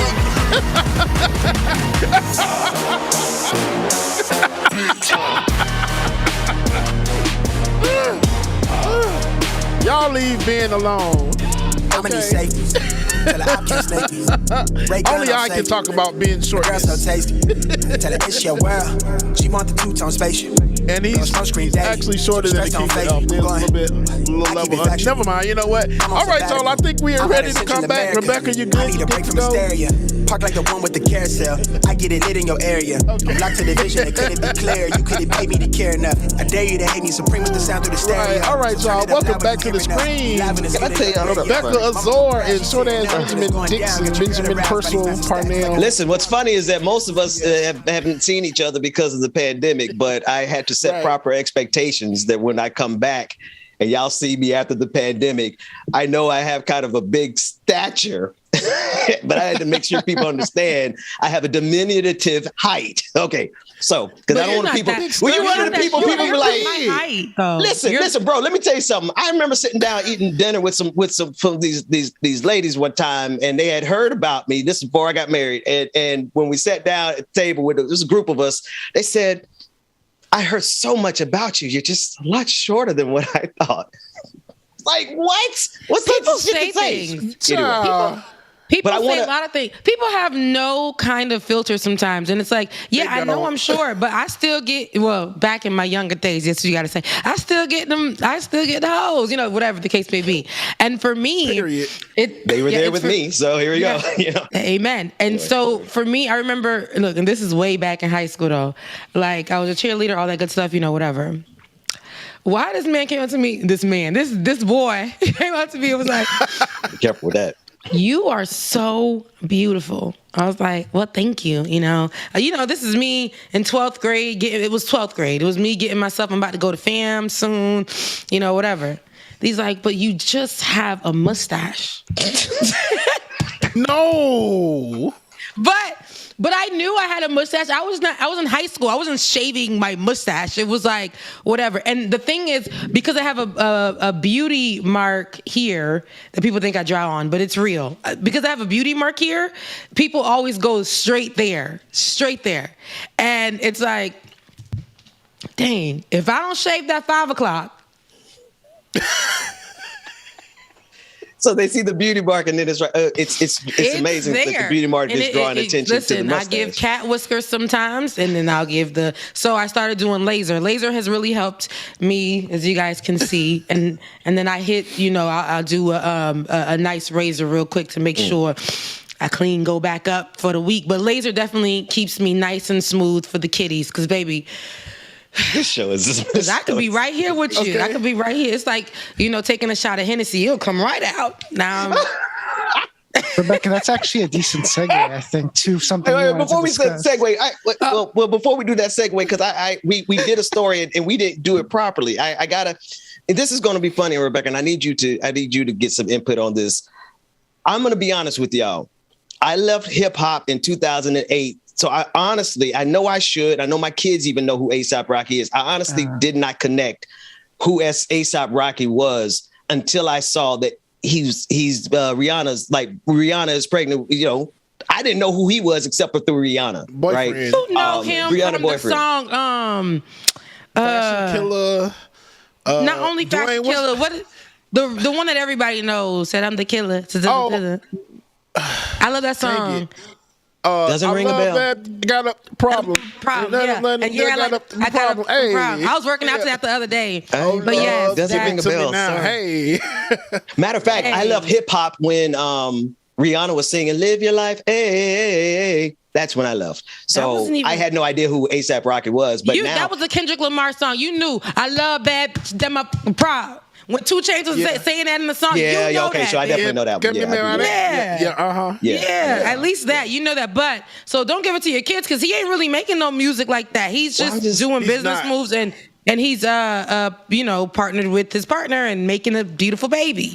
So I think, do you think that's why though, James? Do you think they could have been just over the top with this because he was supposedly there in Barbados with Rihanna? Like that's even I like the way worse you say for them to do it like Barbados. that. Me too. I like that too. Barbados. That was cute. Oh, Barbados. Oh.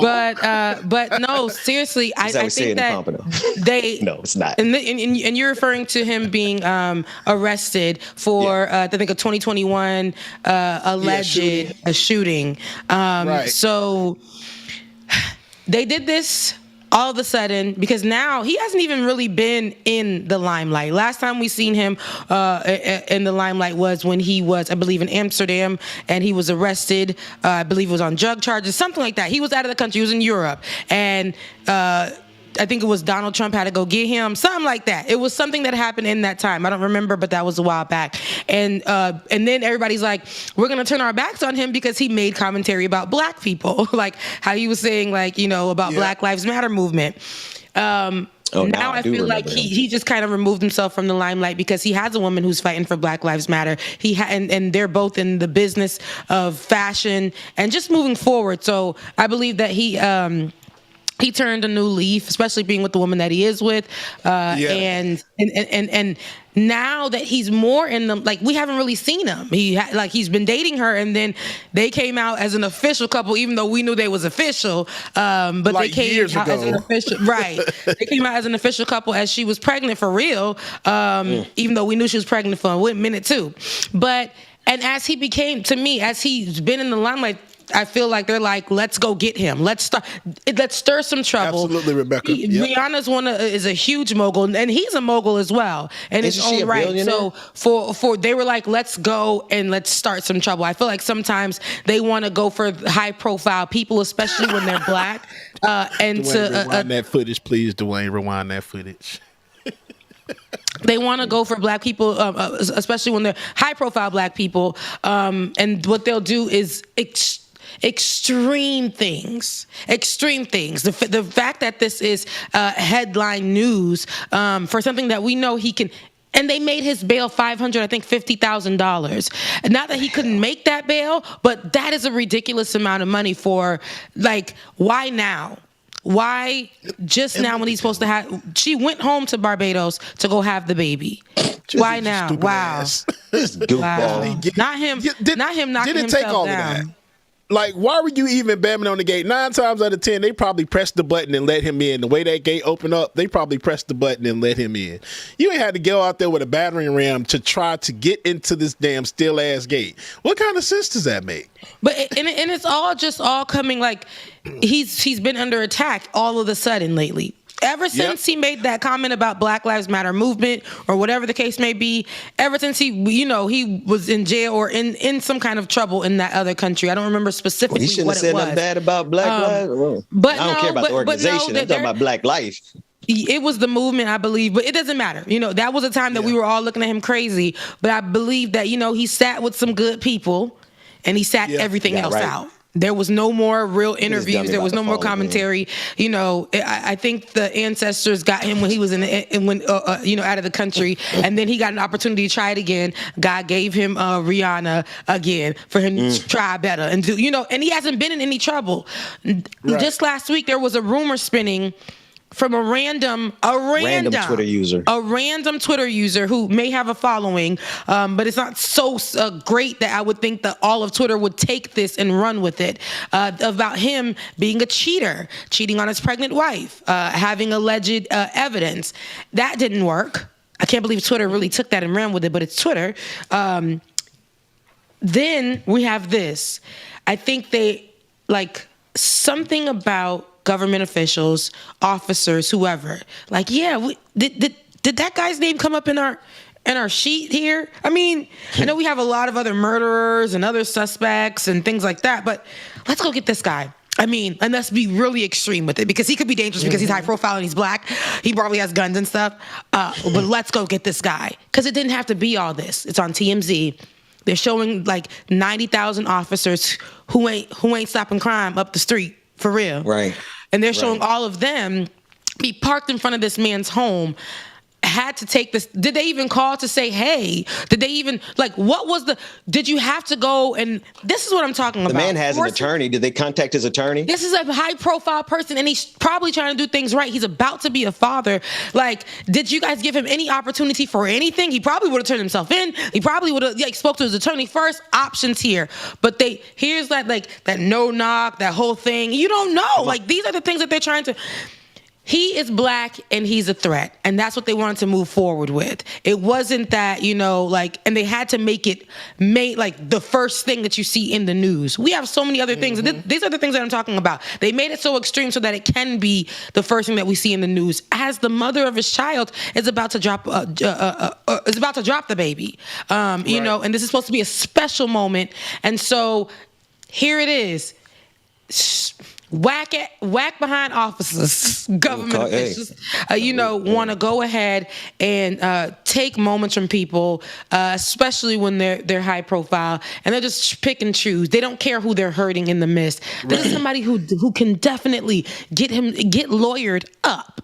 Come on. This is somebody who has access to that. You guys set his bail to something where you thought he couldn't achieve it. You don't know. Then y'all don't know him. He was able to achieve that, come out, and now he's really going to lawyer up. And who knows if he'll press charges or whatever the case may be for them damaging his property. We don't know how that's going to look. Y'all played with the wrong one. I think in this position, y'all did. And for the simple fact that Rihanna is a billionaire. Ben, I know you asked that earlier. So. She is a billionaire, and come on now, she got plenty of lawyers. Because Rihanna's hand is in a lot. She makes. You think money. that baby? You think the father of the child ain't gonna be there? Right. He's going to be there. She's going to make sure he's there. Whatever he did, we'll talk about later, because I'm about to drop this baby. And, like I said, it's a high profile situation. They've been gunning for her and him. I don't know what it is, but they're gunning for him, and they can't wait to find something on this man to put this as news that's bigger than Ukraine and Russia. News is bigger than any war that we're not even watching in the black countries. News is bigger than the fact that we got homeless people outside, right across the street from gentrification. They will make this bigger news. Damn. So, you said that, Rebecca.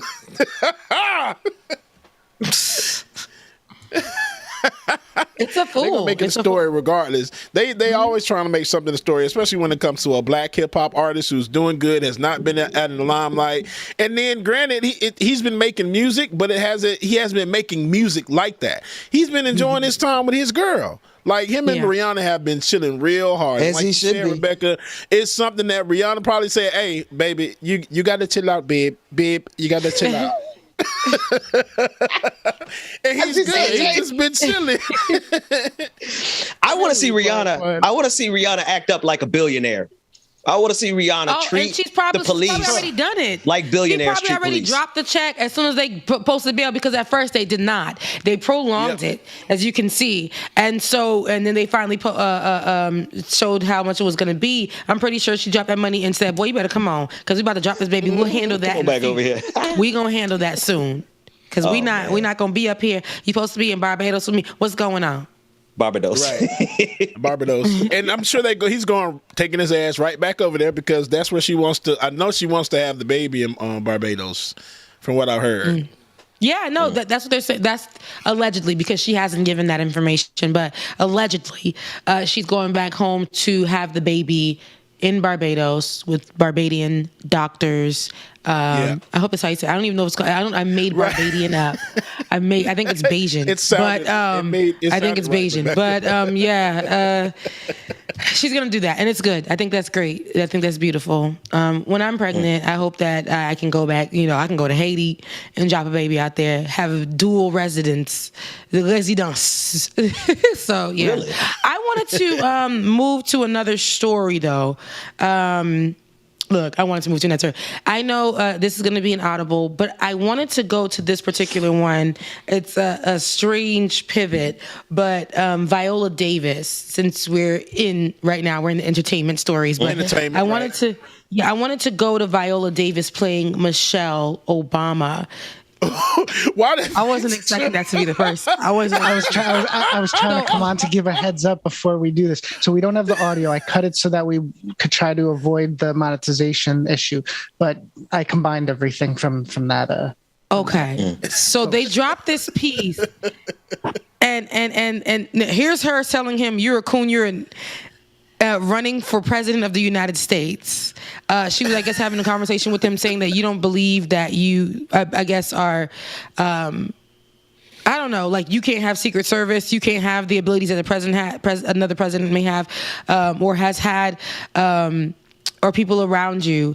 You deserve to have that. But she was telling him why, and it was because he was a coon, in a. Not an ER, with an A. With an A. Well, she was having that conversation with him.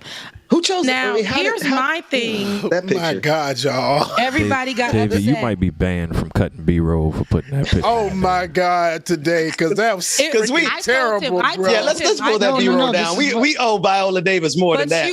Everybody said that. They said, "I am sorry. This wasn't my choosing. Rebecca wanted this. We will not shut you. We will not cancel you for this, but this." We just because we be sure the white producer did not choose this. It was me. I chose it. Yeah, we would not have it all. Wait, Rebecca, wait. It's funny in our story when David did it. Okay. Right. Just Wait a minute. In real time, we were about to commit an injustice and blame that poor white man behind the scenes. And I told him because he didn't pick that. I did it. I dropped it last minute. I was like, "Hey, get this," and just put all these. There's we were all more than happy to let David take that. Matter of fact, I looked at it and I was like, "Do I really want to do this zoom on the picture?" Viola, though, Okay. So the story, but what you're saying is more important than the that image that we would be canceled for playing again. But shout out to Viola Davis. Go ahead. Yeah, shout out to Viola Davis. But it really is. Are we going to support when it comes out? We were excited though. I'm not even going to lie. Many people, because it's been, I think a little bit over a year, they were teasing this movie coming out about Michelle Obama, and so we were. People were saying, I don't know if we can, see Viola in that. Then they teased something of her actually doing the, walking in, I guess, or something. And it did give Michelle. And they were saying, you know what?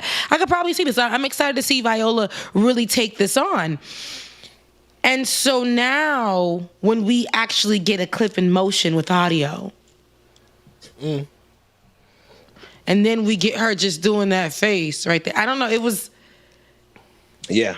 Let me ask you this, Rebecca, because I haven't seen that clip and I haven't watched the preview of it. Does it? Because looking at that part, I'm already not interested. But at least hearing it with sound, does it make it any better? It makes it strange to be like, dang, Shell was like that. But then it's like, you know what I'm saying? But then it was like, at the same time, Viola, you wanted to go there. And I feel that for you because you are an actor. And I believe actors don't do that no more. They don't really get in and try to have the snot running down their nose no more. They don't do it. Yeah, no, they don't really try to get. And Viola is somebody, she'll have the snot. She'll have it. She'll have the tears. She will roll on the floor. She got Caribbean in her blood, so that's just natural. Right. Okay. So, but what is rolling on the? Anyway, I digress. Go ahead. That's real Caribbean. When we really we get going through a crisis, we shocked, we hurt, we rolling on the floor. We let it all come out, hang out. Okay. So, anywho, the people are pissed. The people are pissed that Viola is making this face. I'm literally going through the comment sections right now, and it's a horrible. They were saying that there could have been other actors that played this role. Yeah. For Obama, you can pick any mixed man with a fade and call it in. What's his as name? long as he knows how to do the accent. You could have got Jordan Peele to play Obama. You can get any man, lighter skin tone. No, I'm gonna give y'all a throwback. Alpha Cat. They should have got him to play it. That's like a 10-year throwback when YouTube first came on the screen. He was the best impersonator of Barack Obama. Alpha Cat. I think I remember you talking about. Yeah. Yeah. But Rebecca said any random light-skinned person with a fade could have played Obama. I'm done. Now for Michelle though, like. I just think that we set Viola Davis up. And I don't know who now. Let me take it here. I don't know who thought this was okay. Usually a lot of these production companies are white owned. And they want to tell black stories. And they think, who is a black woman who is popular right now? Let's get Viola Davis. She has some. Viola Davis is great. Viola Davis, she's great. I know her number. You know a friend of her. I know her husband. So we'll go ahead and we'll call and we'll get a favor and we'll see if Viola can do it because she's a great. That black woman is she great, huh? Like Michelle Obama. When they go low, we go high, right? High five. High five, right? Let's give Viola a call. Friends are as crazy Instead of looking at the features, maybe looking at. I'm not saying that Viola is not a great actress. I'm not saying that she's not beautiful. I think that lady is gorgeous. I think she's a great actress, phenomenal. She has taken on roles that she probably didn't see herself in, and she took them on and made us believe that this role can only go for her. With Michelle Obama, I love that she committed to the facial features. That she committed to, of course, getting the script down and the passion. But I think that the production got this one wrong. And they set especially if this is the first taste people are getting. This is the first look that people are getting into this show. I don't know if that's the scene that you It might be amazing though, guys. It might blow our mind. You know what? With all this talk that I'm doing. Yeah, I was just gonna say, to be fair, we should probably wait till like next week because it airs on Sunday. Yeah. Actually, the first episode is already out. Yeah, but, and so that one she was in that one. Yeah, I think each episode is about a different first lady, if I understand the show right. So interesting. You know what I mean? It could be one of those situations like, because this reminds me of when the Venus and Serena movie was coming out and everybody was killing them for casting Will Smith as Richard Williams. And he killed it. So you know, they were. You know what I mean, so they were. We should wait. Yeah, okay, yeah. I think it might be. It seems like it's focused on Eleanor, Michelle, and there's one other person, Betty. I don't know who Betty is. I'm only watching for Michelle. I'm rooting for everyone black. That's the story. Yeah, so she's in both episodes. Yeah, she's in both episodes. I'm reading the descriptions now, each one. So Betty Ford was Betty Ford. Yeah. Yeah, so we'll wait, but I will say that just that clip like I said, she was passionate. Don't tell me. I ain't saying that she didn't do a good rendition of Michelle, but it just looked like she was set up. Like it was crazy. It was wild. But anywho, shouts out to Miss Viola Davis. I love her meaning. I think that she deserves all of her flowers, as I think she's one of the greatest actors in this particular time. She has come from the bottom and made her way through. Even when she did the movie The Help, I think that was just a terrible production decision to give us the black and white kumbaya situation, and it was given like, not Viola Davis, not that strong black woman that don't need no man, not her. And they had the nerve to drop this during Black Ramadan. It's just too much. What's wrong with it? So that was that. I wanted to drop that. I wanted to definitely talk about that. Now I want to move forward on this other one, this other story. Sorry, it's going to be another Audible, but it is in Slack. I don't know if you grabbed it, David. Yeah, which one? Yeah, it's the one with the white woman who's. Yes. Hold on, guys. Give me 1 second. What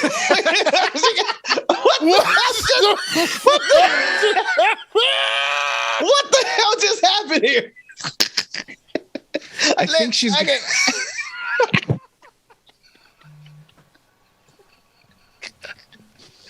was part of the Audible. Wait a minute. Like, what time do we have? We only have 8 minutes left. Bro, she jumped up like. And then the bad part, like, she answered the door like she was on office door. Yes. Damn. Oh man. I'm sure everything is fine. We'll get back. We have other stories. Kid Cudi fell out to say he's not going to mess with Kanye West anymore, and Mac Miller's drug dealer is going to be charged with murder or something to that effect. I just can't really bring myself back together. James, you want to play some music? We just go to a break early and we come back. No, the after party. No, she's back. Sorry. Rebecca Azor, we're live. Rebecca wants to go. We're not on broadcast television yet. I Rebecca know. Azor. I know. I got people here in the house is a fool too. Thank you. Sorry. Rebecca wants to go to AP0. AP. I apologize about that. Y'all was all in my business in the background. Girl, you put all your business on your business, girl. You put it on me. It won't in the background no more. Soon as you addressed it on air, it ain't in the background. Yeah. Yeah. Oh. Y'all know I live somewhere where we get constant, check-ins for our fire extinguishers and everything to make sure. They take care of the property over there. Yes, they do. Very well. Very, very well. Okay. Listen, you must live in the white side of. I do. I live in the white. Okay, I live in the white. I ain't seen my landlord or my maintenance person in about 5 years. This shit falling as hell. Okay. Listen. So that's what I'm telling you. The hell out this shit. Wait. Rebecca said that. Rebecca said homelessness on the other side of gentrification. Yeah, you got to reverse gentrify. Now, don't go to areas that were once black that turn white. You got to go to the white side because the rent will always be lower. The security in that place, I mean, aside from you being black and everybody looking at you crazy and they kind of ready to fight you, but you'll have security in that place. You can make complaints and people will show up. You can actually go to the local Target, Walmart, Delartre. You can go to any one of these stores. Nothing is locked up or behind the register. You have access to everything. I don't even know what that's like anymore. You have access to folks everything. out here in the sunken place. All right, so I want to get this in for her before we go too far into the weeds. Let's roll AP0 before we go to the after. If schools are allowed to teach gender identity to elementary children, then I, as a elementary educator, should also have the freedom to teach them about how God was not confused when he designed them. I should be able to teach them about Jesus and how God created them, a boy or a girl, on purpose and for a purpose. If you have the freedom to teach my child that they might be confused about their gender, then I should also have the liberty to teach your child that God did not make a mistake when he created them. I think it's time we even out the playing ground. God certainly made a mistake making her. I could tell you Is that that her much. kid? Soon as that video was over, she went and probably beat them Smack that kids. kid. Beat the shit out them kids. You know that I was on air. I was trying to do something for the kids, and here I go with my own damn children, embarrassing me on air like this. This is so. But she did that, and she thought she. It was a lot. It was a lot happening. She was trying to get through the last few seconds of that. Turn the tables.